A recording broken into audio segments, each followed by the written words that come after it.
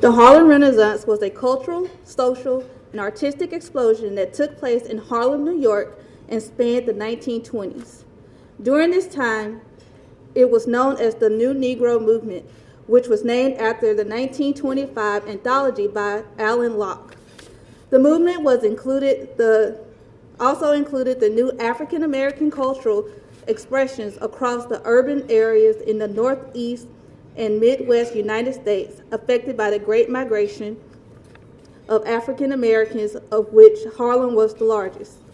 Characterizing the Harlem Renaissance was an overt racial pride that came to be represented in the new idea of the new Negro.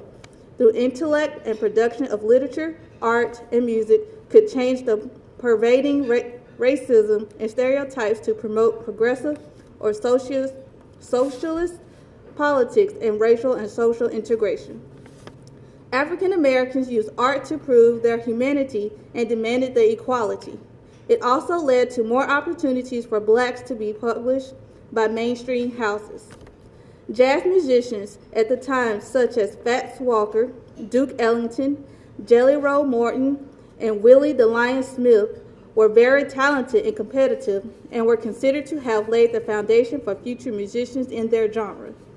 The extraordinarily successful black dancer Josephine Baker, though performing in Paris during the height of the Renaissance, was a major fashion trendsetter for black and white women alike.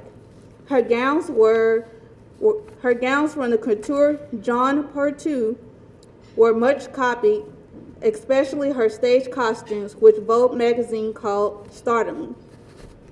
The progress between the period became a point of reference from which the African American community gained a spirit of self-determination that provided a growing sense of both black urbanity and black militancy, as well as the foundation for the community to build upon for the civil rights struggles of the 1950s and the 1960s. The legacy of the Harlem Renaissance redefined how America and the world viewed African Americans.